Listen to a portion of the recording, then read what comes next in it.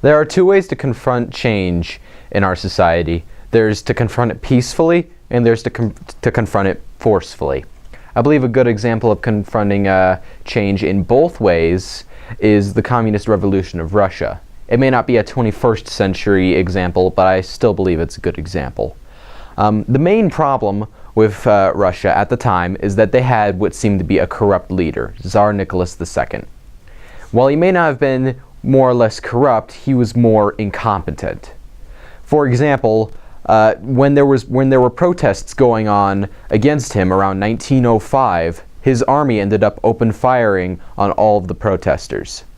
Seeing how this is not something you'd want to do to keep your popularity up, Tsar Nicholas II decided he wanted to change how criticism was put into the government. So he tried to hold these certain meetings with the government, and they would bring up issues. But the problem is, he was still a monarchy. So he still had all the ruling. No one else really had any weight to any decision. It was only up to him. And that's where a lot of people had problems. These problems only escalated when Tsar Nicholas II decided to go to war in World War I in order to boost his popularity. Keep in mind, they were already going off of the loss of the Russo-Japan War. Not only did the Tsar Nicholas II appoint himself as the leader of the army, but he also left his wife and one of his advisors, Grigory Rasputin, to run the country. Nicholas failed in the Eastern Front massively. They weren't really able to do anything. And on top of that, Grigory Rasputin back at home was assassinated because most people believed back at home that he was corrupting the government even further. A lot of people were having serious issues with the current government, and so many people were starting to go on strikes and just riot in the streets, and this was known as the February Revolution.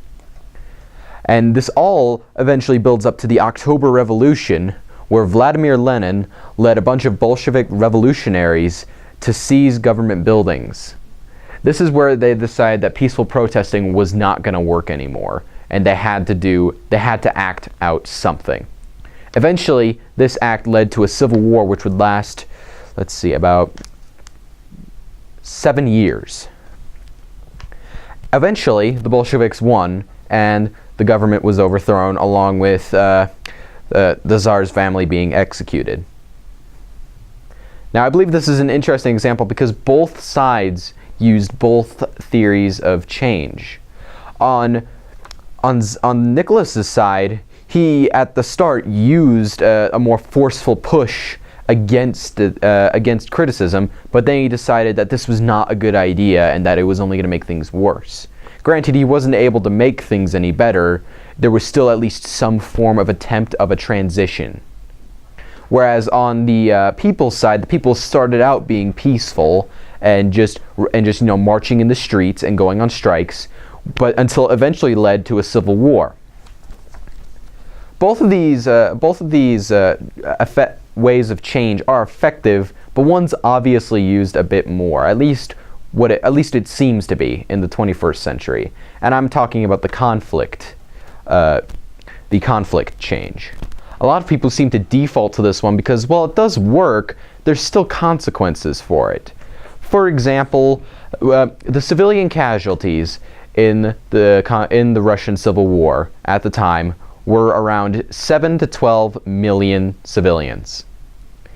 And while eventually the Bolsheviks did get their way, and it did work better, more or less, than the peaceful protesting, the problem is you killed 12 million people. And if you want to be responsible for killing 12 million people, I think you shouldn't be here right now. Thank you.